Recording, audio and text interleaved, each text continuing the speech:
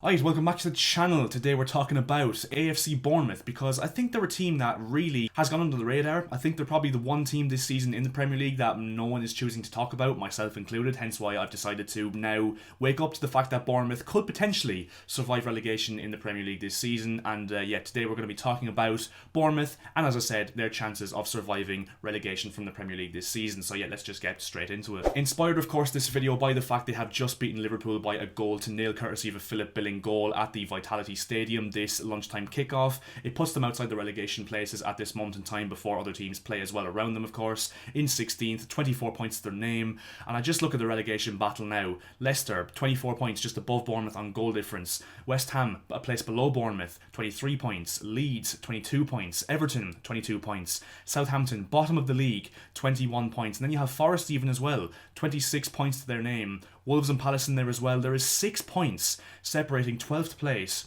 from the bottom of the league. Crystal Palace in 12th and Southampton bottom of the league, which is just absolutely staggering and mind-blowing for this point of the season. It's going to be one hell of a relegation battle. And can Bournemouth do it and survive? And yet, to be fair, I think the job that Gary O'Neill overall has done at Bournemouth this season since he took over from Scott Parker, ironically, who was sacked after a 9-0 defeat at Anfield earlier on in the season against this Liverpool team that they've beaten today. I think Gary O'Neill's job at Bournemouth is going really under the radar. I think he set them up to a way that really does maximise Bournemouth, and I think is definitely getting results for them. Like you can see, they're picking up points on a steady basis. Every single month they're picking up a certain amount of points, which is keeping them intact with obviously Premier League survival, like I said. And yeah, he kind of opts for a 4-2-3-1, but then in certain games goes for a 4-4-1-1, which we saw today against Liverpool to be a little bit more conservative and obviously pack the midfield more, which I think worked to their advantage today, given the fact that Liverpool were, pushed massively out wide in terms of the average positions. And yet it really worked for Bournemouth because they had the dominance in the central areas. I think they were probably the better team, or not probably, definitely were the better team against Liverpool today, and I think defended absolutely brilliantly. Part of the reason maybe is the fact that obviously they've been so susceptible to conceding late goals, as we saw last weekend when they conceded 3 goals, having been 2-0 up at the Emirates last weekend, and obviously they'll have learned their lesson and been a little more clued in and copped on to the fact that Liverpool could score late goals, and that's why they probably defended better and more with more focus. But I think one thing that Gary O'Neill has really done well with Bournemouth is putting more emphasis on defence first, because you saw, that 9-0 defeat against Liverpool just shows everything that was wrong with Bournemouth this season. They've conceded the most goals in the Premier League this season. They have been leaky defensively, and as I said, one of their main issues, we've seen it at the Emirates last weekend, we saw it against Spurs at one stage at the Vitality Stadium. Their issue has been conceding too many late goals and just conceding goals in general. So Gary O'Neill has set them up in a style of play that obviously does put more emphasis on just keeping the ball out of the net, and a phrase that I like to use, which is keeping Bournemouth in the game, which of course they are going to be doing if they do not concede goals, left, right and centre. He does instruct this Bournemouth team to press, and you see that Bournemouth aren't always, camped necessarily all in their 18-yard box, but they do like to have a lot of men behind the ball so that they can utilise that in possession for counter-attacks, which they are extremely dangerous in. And one player I think that has been massively influential for how well and how dangerous Bournemouth are in the counter-attack is the new signing Dango Ouattara, who I think is just he's just an absolute cheat code and is just a wet dream really for counter-attacking teams. I mean, his pace, his directness in the counter-attack, and also his output as well. He's so good with his movement and knowing when to break, and the perfect example of that was Bournemouth's goal today against Liverpool, especially for a Liverpool high line, which is so gettable for players who are good in the counter-attack, and that's exactly what Dango Ouattara did today. And yeah, he has been a brilliant signing for Bournemouth so far, not only in the fact that he's so pacey, so direct, and like I said, unbelievable in counter-attacks, but also is very reliable as well in his defensive output. He presses really well, offers you an abundance of energy, and will fight for the team out of possession as well. So yeah, I think that if Bournemouth do stay up this season, I think Ouattara will be a massive, part of that in terms of how good he's been for Bournemouth since signing in January. I think the flexibility of Philip Billing really helps as well. Another example today of,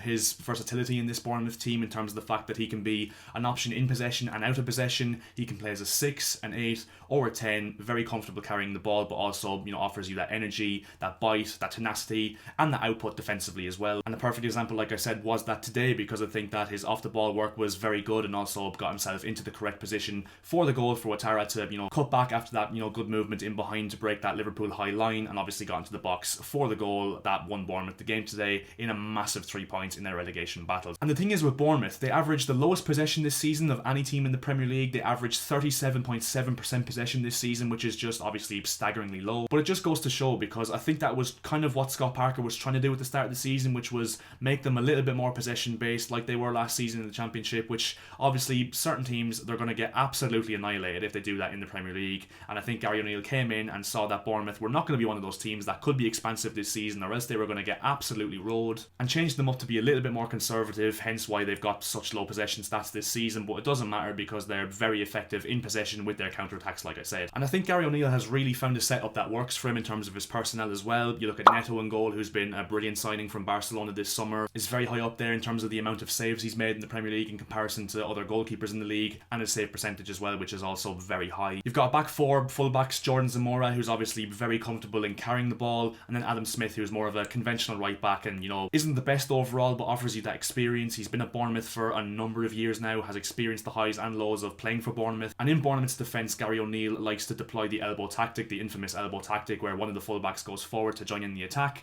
and the other one sits back, which, Zamora and Smith are well used to doing at this stage for Bournemouth this season. Marco Senesi and Jack Stevens, two centre-backs that are very solid. They both sit relatively deep, and I think both played really well, especially Senesi, who I thought was absolutely brilliant today against Liverpool. Then you've got Jefferson Lerma, who, shadows the back four and, sits back in that number 6 position, and almost when Zamora or Adam Smith goes forward and the other one stays back, they almost make it a back four with Lerma sitting, and Lerma's just an out-and-out holding midfielder who's not the best in terms of his abilities on the ball, but definitely, offers you output in terms of winning the ball back and shielding that back four. Philip Billing, like I said, next to Jefferson Lerma, who's just, extremely versatile in that midfield position in terms of the fact that he's capable on the ball and out of possession as well, is able to play as a 6, an 8 or a 10, which he kind of does all at once, to be fair. Then you've got Ouattara on the right, like I said, who's just an absolute cheat code, like I said, going forward in that counter-attacking position. He just sits on that right wing in possession, is patient to wait for the ball in behind to make that run, and like I said, is so effective when he gets the ball in that final third. You've got Hamid Junior Traore, who's another signing that's gone massively under the radar for Bournemouth, offers you that ability to be composed in midfield. He's able to play that killer pass, he's very good at carrying the ball, and as I said, offers you that ability off the ball to,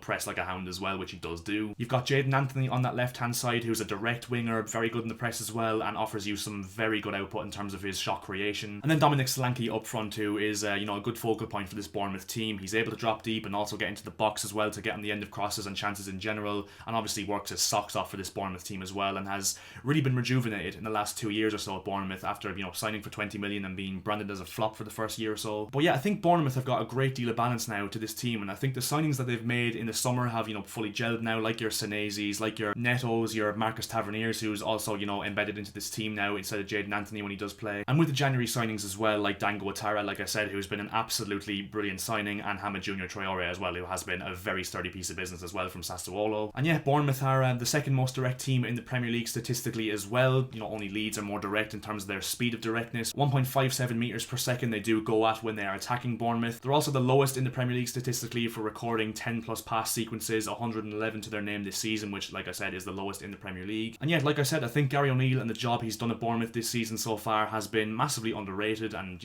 at the start of the season, I thought Bournemouth were going to be absolutely wellied by everyone in the Premier League this season, and I thought we're definitely going to be certainties for relegation and finishing bottom of the league, no questions asked. But he's really given them a fighting chance, Bournemouth, like I keep saying. He's just picking up points on a consistent basis, keeping them within range of survival, and who's to say that Bournemouth could not survive this season? It would be an absolutely brilliant story for Gary O'Neill and for the Bournemouth fans if they could do so, especially given the lack of resources really over the course of the season. And yeah, look, maybe Bournemouth aren't the most pretty team to watch overall, but I don't think their fans will care, and they play a style of play that's very effective for what they want to do, which is of course counter-attacking play, sucking up pressure and hitting teams on the break, which, like I said, they are very effective in doing so. And yeah, it would be really interesting to see if Bournemouth can survive this season. Personally, if you're asking my opinion, I still don't think they will, just because I think there's probably not 3 weaker teams in the league this season, but even still, you have to respect with Bournemouth, especially in the January transfer window where they showed that they are going to go for it. And look, that's just my humble opinion. I could easily be wrong, and if I am wrong, I wouldn't be surprised whatsoever, because Bournemouth have really impressed me in the way they've played over the last few weeks and months as well, to be fair. But yeah, Bournemouth fans, let me know in the comment section below, have I hit the nail on the head with my analysis on your club right now, or am I talking absolute shit? Please do let me know in the comment section below, because no doubt you guys will know more about your club and your style of play than I ever will. And yeah, leave a like on the video if you did enjoy it, would be massively appreciated as per usual. And also if you could subscribe to the channel as well, that would also be hugely appreciated. We are looking to hit 2,000 subscribers on this channel as soon as we possibly can, so every single one of you that hits that subscribe button will be an absolute legend in helping me get there as soon as possible. And yeah, I'll see you guys in my next video, and yeah, chat to you later.